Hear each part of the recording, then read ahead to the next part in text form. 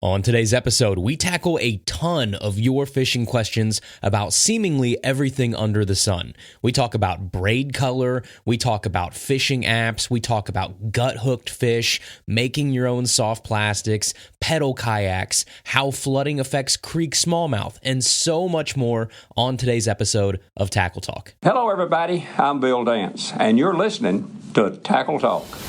This is the Tackle Talk Podcast, brought to you by American Legacy Fishing and Outdoors, Mossy Oak, and Dakota Lithium. Hey everybody, welcome back to another episode of the Tackle Talk Podcast. As always, we are brought to you by American Legacy Fishing and Outdoors. And right now, you can head over to ALF. They have some of the brand new iCast releases hitting the website as we speak. I know a couple days ago, the Nico Rama from Big Bite Baits, we talked to Drew Gill at iCast about this exact worm, just hit the website, fresh on the shelves, ready for your purchase. You can go over to ALF and check those out. They've also been doing a great job of releasing educational videos helping you guys pick the right rod for certain techniques, and they give you recommendations at every different price point. So they're doing an awesome job of not only giving you the best gear, but educating you about the best gear. They also have some of the brand new Shimano products from iCast available for pre-sale. Those will be shipping here soon. All of that and more from my favorite place on the internet to purchase tackle and gear from, American Legacy Fishing. They're out of Evansville, Indiana, a great Midwestern family-owned company that is ready to take care of you and get the best rods, reels, baits, line, whatever you need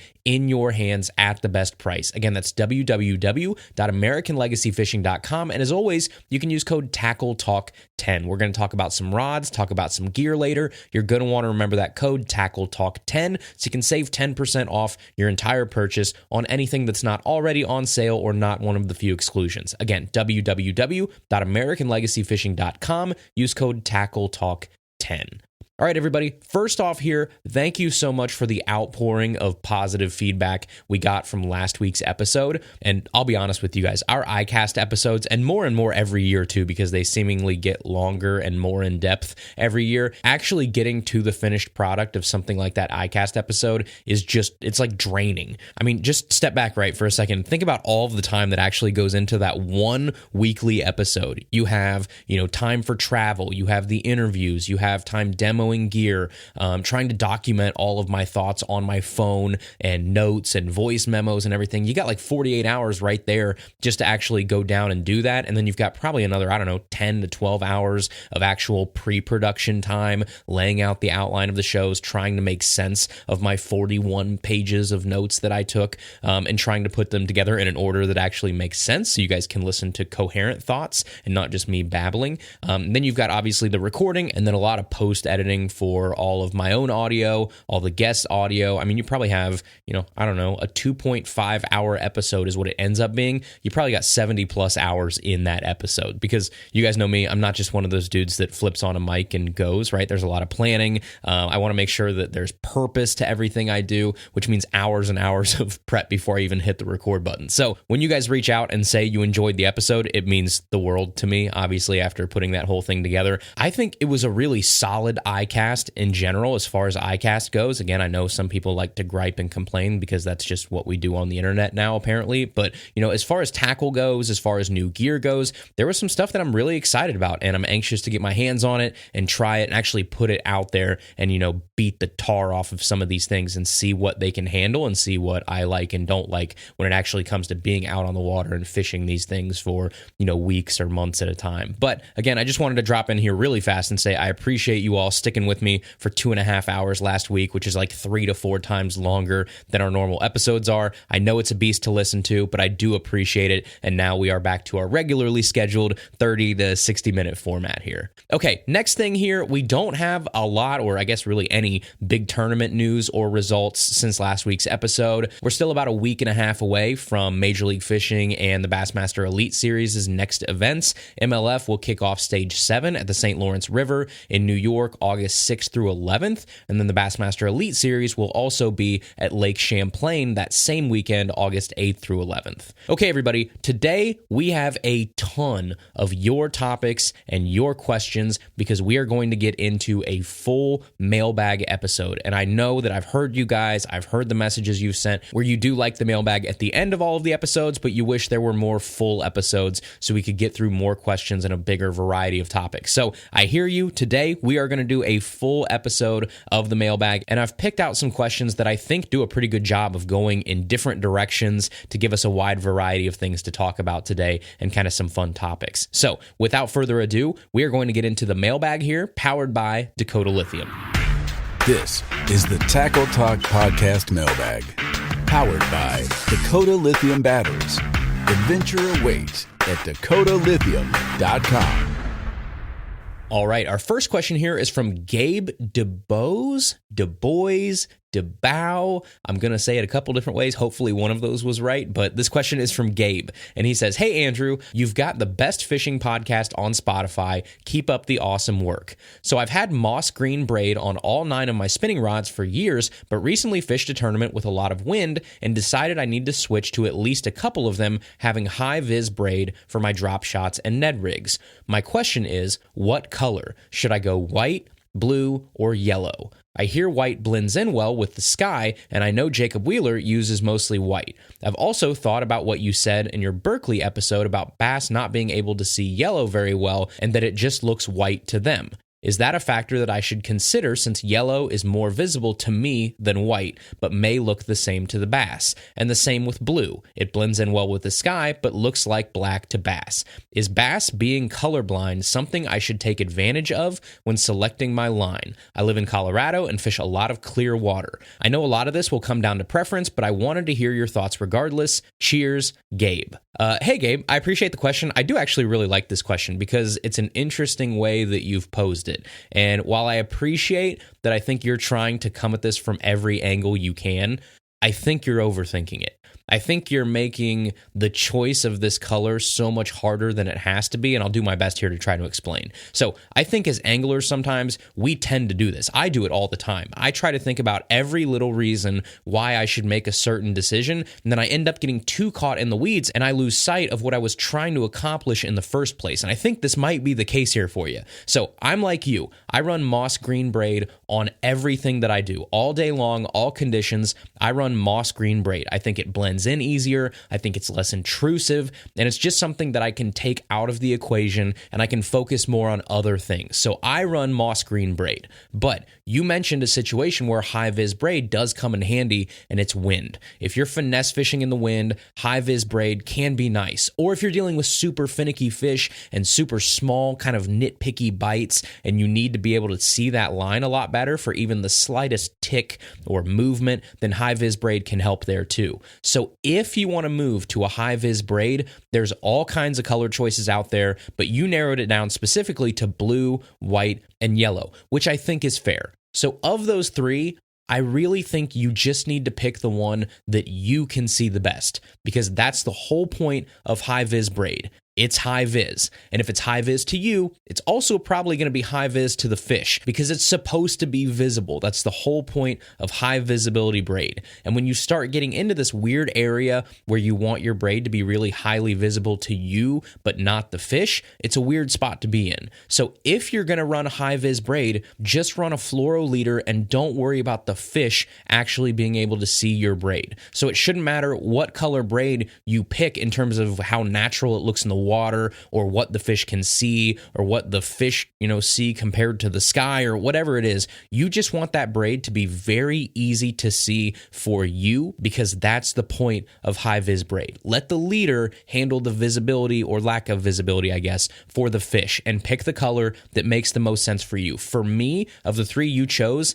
it's yellow all day. I think yellow is by far the easiest high vis braid color for me to see when it comes to small diameter high vis braided line. So that would be my pick, but I personally wouldn't worry too much about how it looks under the water or what a fish sees with their, eyes and cones and eyesight or whatever. I wouldn't worry about that. Let your leader handle that part. Just pick the one that's easier for you to see. Okay, the next question here is from Javi, and he says, "Hi, Andrew, this is Javi. I wanted to thank you for answering my last question on the show. My question this time is about rods. I was looking at Fenwick Elite rods that could flip and punch and frog, as well as being able to handle large swim baits. I was looking at that extra heavy, extra fast, but it's labeled as a bottom contact rod, and the flip and punch rod is actually one action and power lighter. Should I go for the rod that is marked for being able to do what I want, or should I go with the rod that has the action and the power that I want? Thanks for the great show, Javi."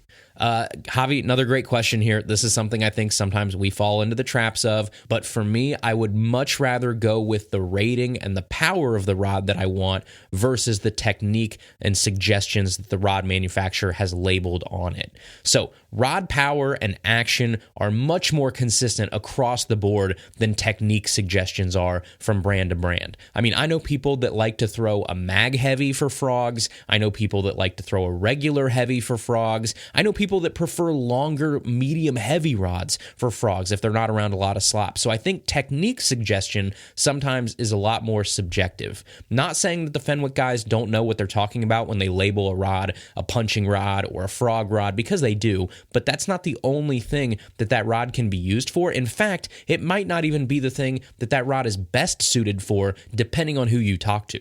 So for instance, this is going to out myself a little bit here, and I'm not really ready to talk about it yet. We will at some point. But I have a really bougie swim bait rod that I've been playing around with for the past year or so. It's very expensive, but it's my personal favorite swim bait rod that I've ever used. And get this, it's a 7-foot even, not a 7.3, not a 7.6, not a 7.11, and it's just a traditional heavy, fast rod. So not some big labeled, swim bait rod with a giant grip on it or whatever. It's basically a short frog rod, but I love it, and it's what works best for me. So for me, I'm going to go with the length and the power and the action that I want, and not necessarily the technique on the rod that's been labeled by the manufacturer.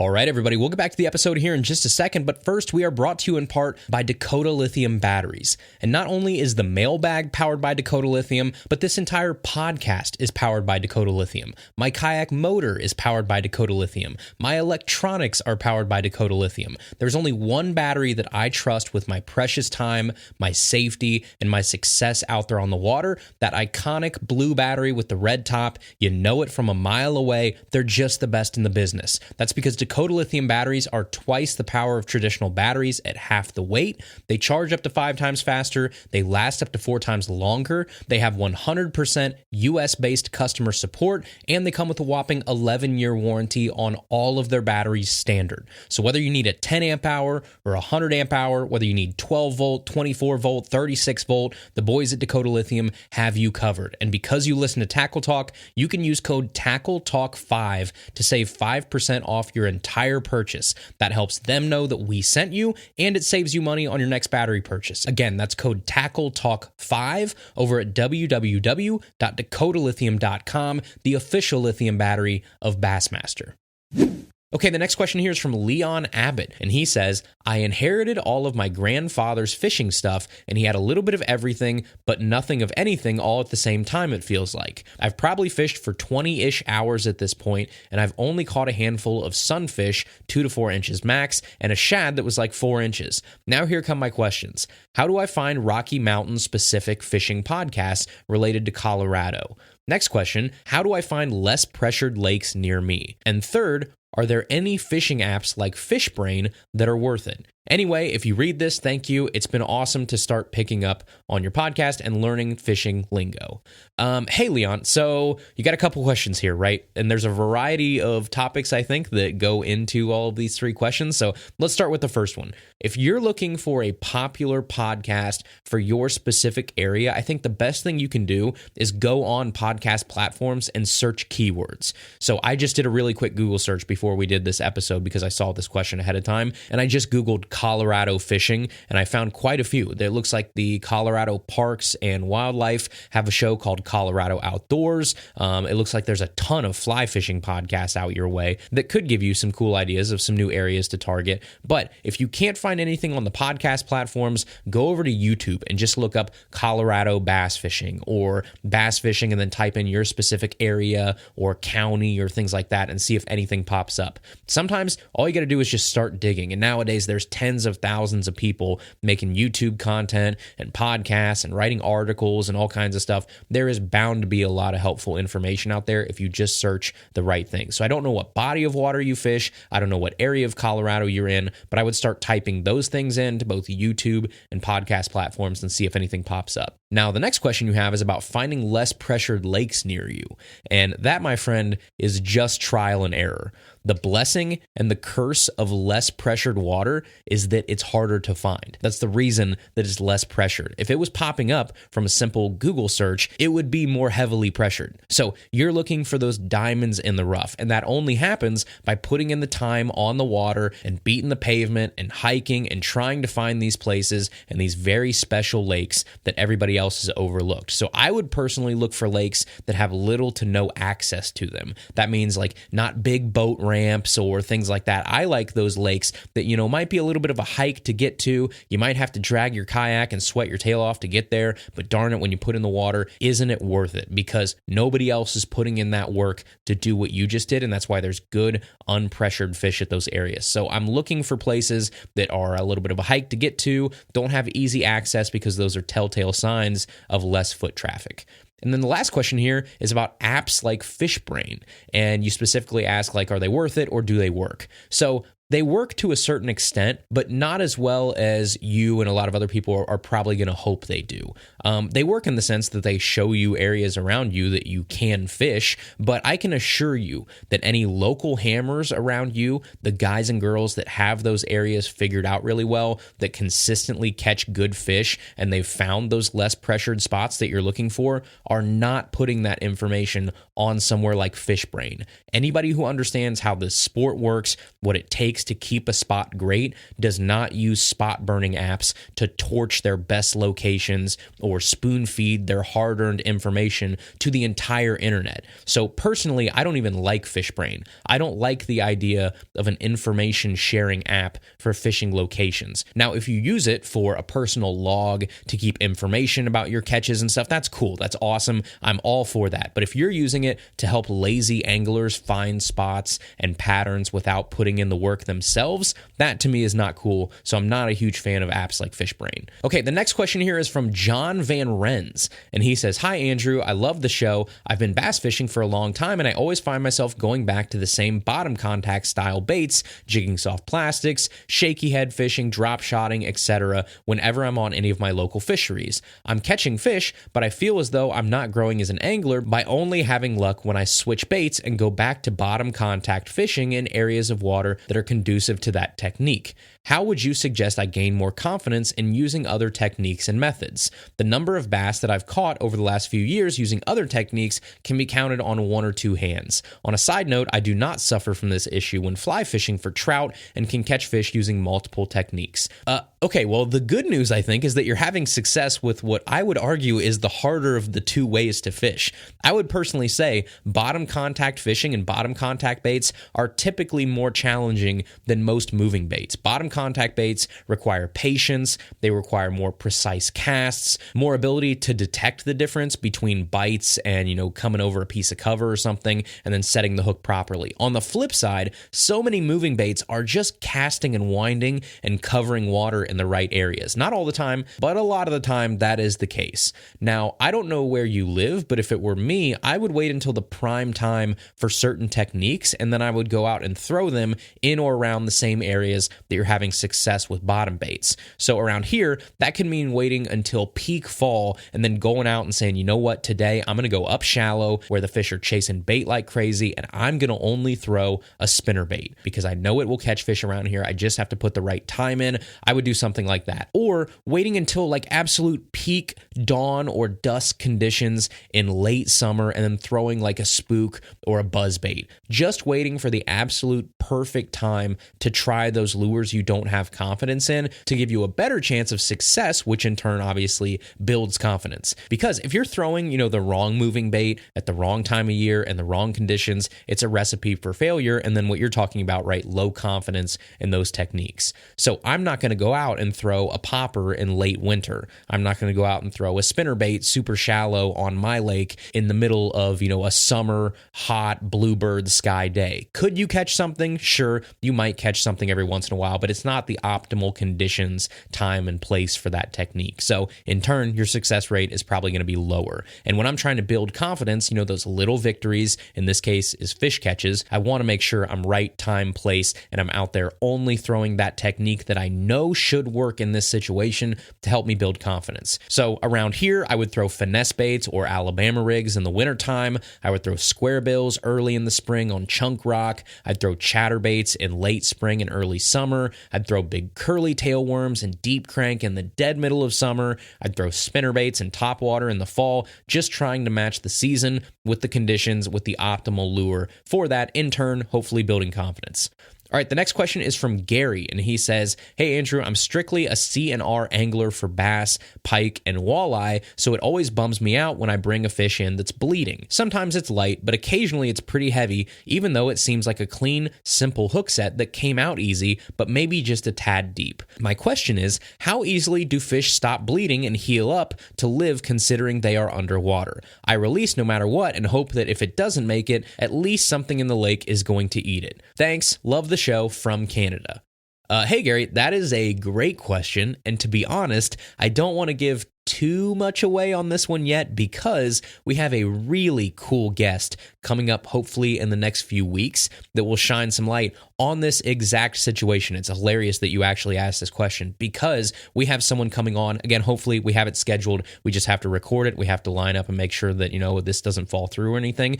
But someone who has done scholarly research to back up his claims about this exact situation. So if all goes right, I'd say probably in the next month or so, we're going to have an entire episode that answers this question in detail, and it's an episode I'm very, very excited for. So good timing. I know that doesn't help you right now answer your question, but I do want to let you know you're going to have an episode to look forward to here pretty soon that's going to be an awesome listen for everybody that's listening right now and kind of help us make fact or fiction of a lot of the claims that are out there about this exact situation. So for now, all I'm going to say is you just need to get it back in the water as quickly as possible. I'm not going to say anything more right now. You don't need to do anything crazy to that fish. Just get it back in the water. And then again, look forward to a couple weeks from now, an episode's going to drop that I know you all are going to be very, very excited about. All right, the next question is from Colin Hampton. And he said, "Hey, I've always thrown bait casters, but I'm wanting to get a spinning setup, mostly for forward-facing sonar style fishing, but want something that would be good overall. Thank you for your time and give them the beans. Love the show." Thanks, Colin. And this is a cool question, I think, because it's kind of the opposite of what we usually get. So a lot of times we get, hey, I want to, get my first bait caster. I've used a spinning reel my whole life. What should I buy for my first bait caster? That's usually what we get. This question is the exact opposite. So if you're looking for a spinning setup when you don't normally use a spinning setup, I think, and I stand by this, I've believed this for about, a year or two now, and I still stand by it to this day, that for the money, the best spinning reel on the market right now is the Shimano Nasci at $99. It's spelled Nasci. It's $99 retail, and I can't name you a better spinning reel than the Nasci at that price point. It's pretty darn close to a Stratic, which may be the standard for spinning reels at like a normal price point, but this reel is under half the price of that. So that's what I would go with. Some guys are going to tell you to go with a 3000 size. I personally go with a 2500 size. I just like that smaller knob that comes on the 2500 better,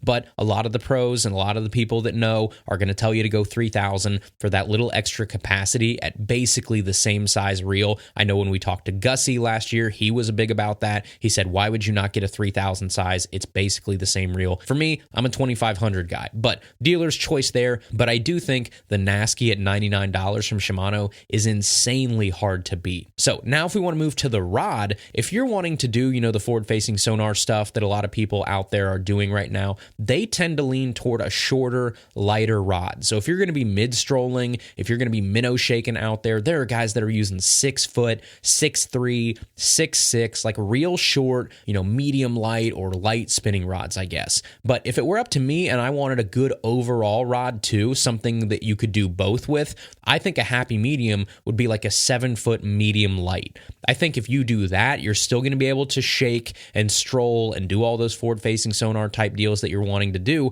but you're going to get a little extra casting distance and you're going to be able to diversify yourself a little bit into the different baits and techniques that rod will handle. So as for the rod itself, I would maybe look at like the Fenwick HMG. There's a finesse spin model they have that's a 7-foot medium light fast action. It's rated for 1/16 to 5/16 ounce lures. It's only $149 for the rod. So if you do that and the Nasky, you're looking at like a $249 combo that will feel awesome. Or if you just want to go up a tad little higher, you could do something like a Dobyns Caden. It's the 711 SF, I think. So it's the 7'1" medium light. It's a fast rod. Those are $179.99 retail. A really nice all-around finesse rod. I have one. I've had it for probably 3 years now. I love it. It can handle everything for me from small Ned rigs and drop shots to spooks, jerk baits, poppers, paddle tail swim baits, wacky rigs, all kinds of stuff. And no matter which of those two rods you pick, you can go over to American Legacy and you can use code TACKLETALK10 to save 10% off the rods. So the Fenwick HMG or the Dobyns Caden, both of those you can use that code on.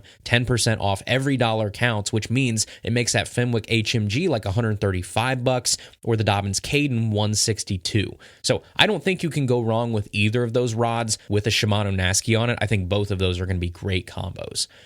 All right, everybody, we'll get back to the episode here in just a second, but first we are brought to you in part by Mossy Oak. Now, I know when you think Mossy Oak, you probably think camouflage, you probably think hunting season, and while it is true that Mossy Oak makes some of the best proprietary camouflage patterns in the outdoors industry, they also make some of the sharpest patterns for on-the-water clothing as well.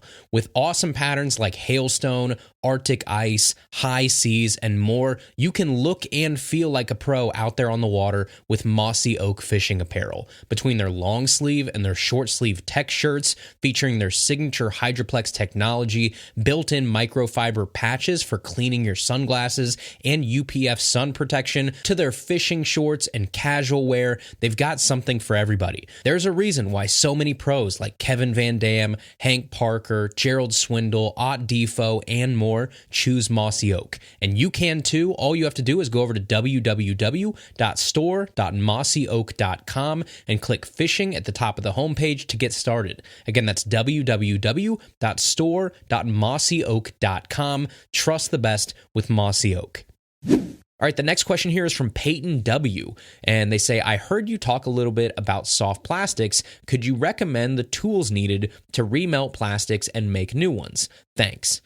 Yeah, Peyton, that is super easy. It's a cool part about making your own plastics because honestly, you don't need much. All you need, at least what I have, is an old microwave, a Pyrex container or a glass measuring cup, an injector, and a mold. Now, you can go way more in depth if you want to with your own plastisol and hardeners and softeners, salt, different colors, flake, all kinds of stuff. But if we're just talking about remelting existing soft plastics and making your own new ones, that's really all you need. So you can actually go on Facebook Marketplace. That's what I did. And I found an old microwave for $10. I bought a Pyrex glass container at my local thrift store for like $2, one of those glass measuring cup type deals. And then I bought a bait injector off of Amazon for $20. And then I bought soft plastic molds off of eBay. And they're usually like $25 to $30 a piece, depending on what I wanted. So all in, you're looking at like $50 to start making your own soft plastics out of your old ripped or unwanted soft plastic baits that you just have lying around. So all you really do is put your old soft plastics in that glass Pyrex container,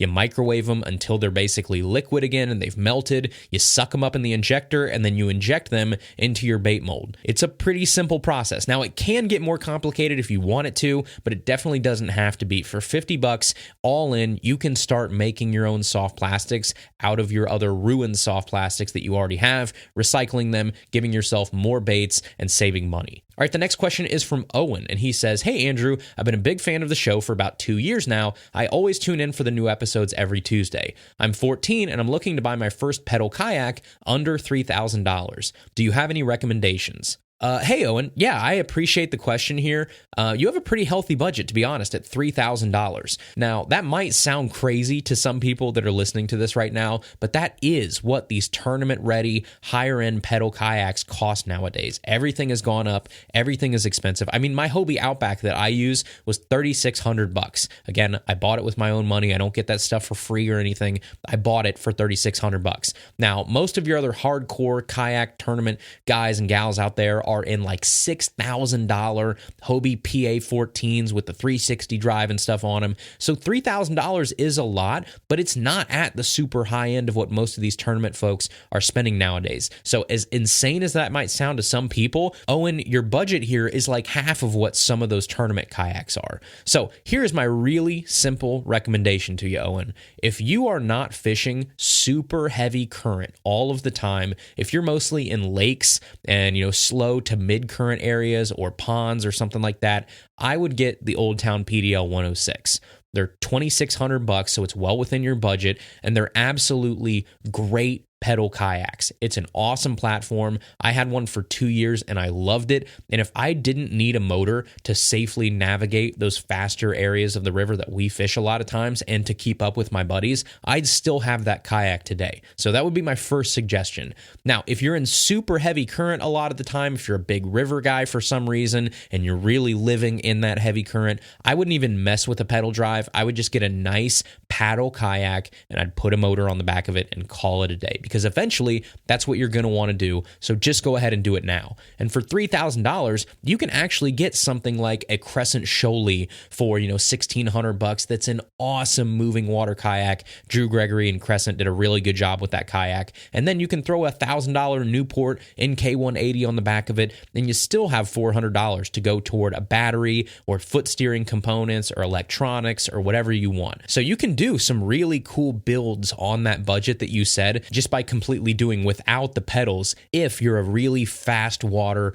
river guy. So I don't know your situation. That would obviously help on the kayak build here. But if you're in the ponds or lakes or slower moving water and you're that type of angler, a pedal drive is the way to go, because you don't have to worry about batteries. You get your exercise. You never get stranded. It works all the time. And then you get something with the Old Town PDL like instant reverse, which was a huge selling point to me because it's a bicycle style pedal. You can just pedal backwards and then boom, your kayak starts going backwards. That is an awesome benefit to something like an Old Town PDL. So those would be my two recommendations. It just depends on what type of water you're fishing. All right, the next question is from Adam Schmidt, and he says, "Hey, Andrew, I just started kayak fishing this year. Thank you for the plethora of information you provide on this podcast. I appreciate the format and the content. I'm wondering if you always match a trailer color to the skirt color on your lures, or if you ever mix and match. Thanks, bud. Keep up what you're doing. Tight lines." Adam Schmid from Wisconsin. Hey man, welcome to the Kayak Addiction. First of all, it never ends. It only gets worse, so enjoy the ride.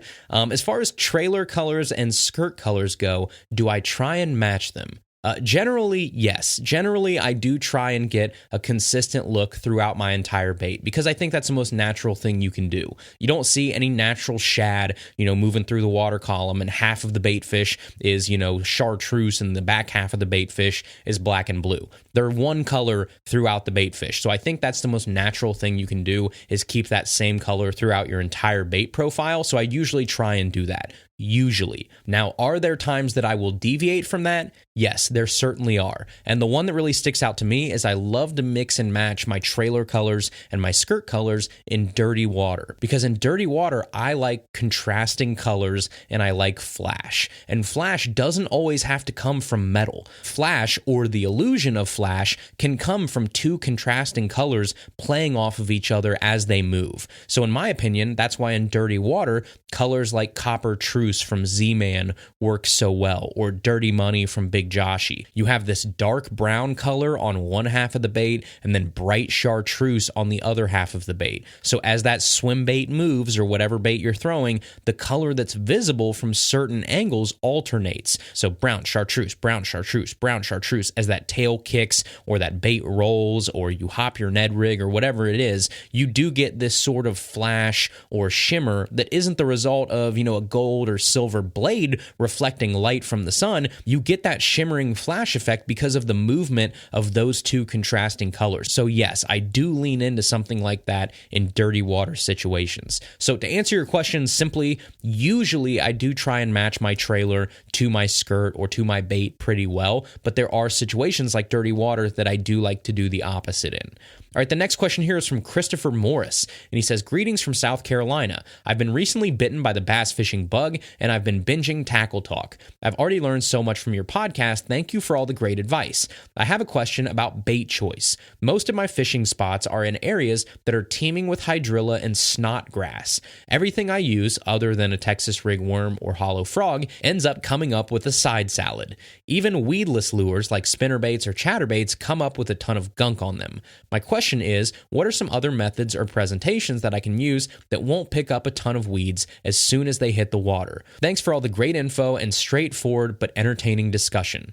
Hey, Christopher, I appreciate it. Thanks for the kind words. You're in sort of a phenomenon that's definitely not in my wheelhouse, but I'll try my best. You guys know by now, I'm not the world's best weed fisherman. Most of our areas around here don't have intense weeds or vegetation, and if they do, I do exactly what you suggested. I flip and I frog. Those are my go-tos. But I did have a situation about 2 or 3 weeks ago pop up that I think might be helpful at least to mention here. So I went to a local lake that's notorious for lily pads in the summertime. Like, it's chock full of them from bank to bank. It is lily pad heaven. It's like the only lake around here that's like that. And I went there because I wanted to frog fish. So I went out, I frogged for probably 4 hours, I don't know, something like that. I just couldn't make it happen. 1 or 2 real small blow-ups, that's it. They both completely missed the frog. So after a couple hours, I changed and I started flipping. And again, nothing for probably an hour or 2.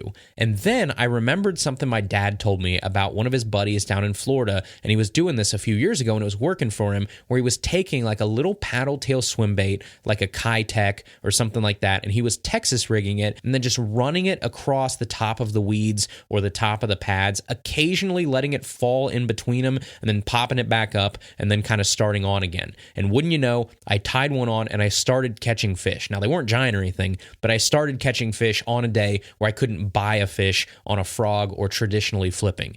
So those fish just probably saw so many dang frogs and big heavy punch rigs that they'd had enough for a while. This place is very, very pressured, so that definitely could have been it. So I guess maybe that's something that you could consider trying, right? Texas rigs or weedless rigged swim baits or craws, something that's somewhat of a moving bait that you can keep it up toward the top of the weed line, even burning it across the top of the weeds and the top of hot spots. You could do the same thing with like a, swimming worm, like a Zoom speed worm or something. That's really popular down south around the weeds too. So something with a little bit of movement that you can sort of bob and weave in and out of those weeds. But yeah, man, other than that, there's just going to be a lot of things that aren't going to work in a place like that. As much as you try, there's just a lot of techniques, a lot of lures that aren't going to work around that heavy of weeds like you're talking about. You can flip, you can frog, you can try something like, a Texas rig speed worm or something and burning it through like we're talking about here. Other than that, almost everything else is going to pick up those really thick weeds. All right, and the last question here is from Jake Woods,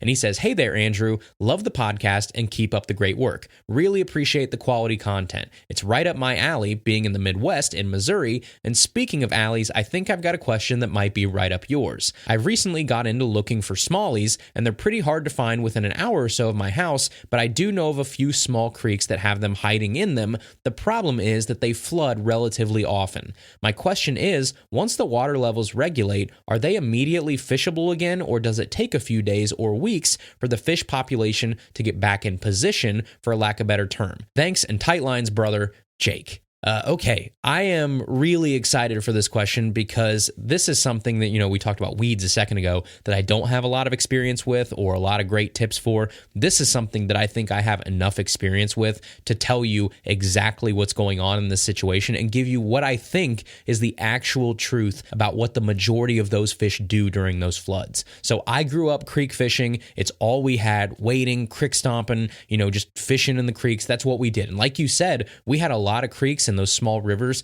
that flooded really bad. Like even the slightest rain would flood those darn things to the point where the spots would double, triple, quadruple in depth after a good rain. So let's start with where those fish go, and then we'll get to how it probably affects their eating habits. So I used to think that there was absolutely no way those little smallmouth weren't getting washed away by this raging biblical floods. And then I figured it had to bring new smallmouth in from upstream because they got washed to where I was fishing now. It had to be, right? Like there's no way that in that creek or river that was gushing for multiple days, absolute chocolate milk, raging, those fish didn't stand a chance and it had to have washed them out. Well, I don't think it does. At least I don't think it does around here. Those fish, I can pretty confidently say, don't get displaced almost at all by those floods. I know it seems implausible, but I'm like 99% sure those fish stay roughly in the same area throughout the entire flood, and then when it's done, they're back to normal. So those fish likely have a spot that they go to when that water hits a certain point, and they know that they need to hunker down. So it could be a spot in or around the bank at some sort of blockage for them to kind of hide behind. It could be a log jam. It could be a ledge to hide behind, a bush that's usually out of the water that when the water goes up is now underwater that they can take refuge in, somewhere where they can hunker down and just wait this thing out. I really think that's what happens in these situations. I don't think the fish are getting washed downstream. I think they're staying put and they're just waiting it out. So if those fish don't get displaced by the flood, how does it affect their eating habits?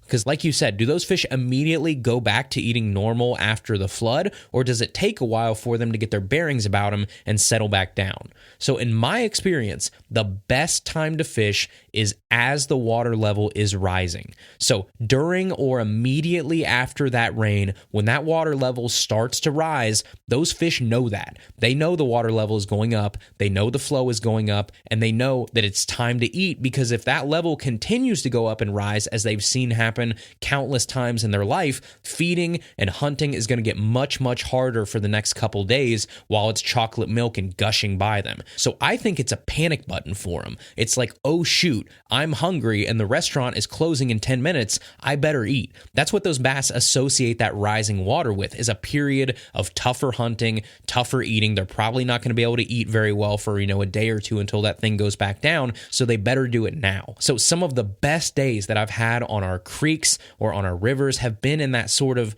2 to 12 hour window after a good rain, as all that runoff is hitting the waterway. All that water from up north slowly makes its way down through your creek system or through your river system, and that water level starts to rise. To me, that is prime time. Now, during and immediately after the flooding subsides, the fishing usually is worse, and I think they can just get in a funk for a day or two. I'm not totally sure what happens on the back end of that. All I know is that my advice would be to focus on the opposite. Don't worry about immediately after the flood. Worry about right before it. Watch the weather, watch your rain levels, watch if it's raining above you, wherever that water is coming from, and plan accordingly, because rising water equals great fishing in creeks and rivers. All right, everybody, that is our episode today. Thank you guys so much for listening. I appreciate you all. As always, find us on the internet, tackletalkpodcast.com. You can find us on Instagram or Facebook at Tackle Talk Podcast, and we will see you right back here next Tuesday for another brand new episode of Tackle Talk.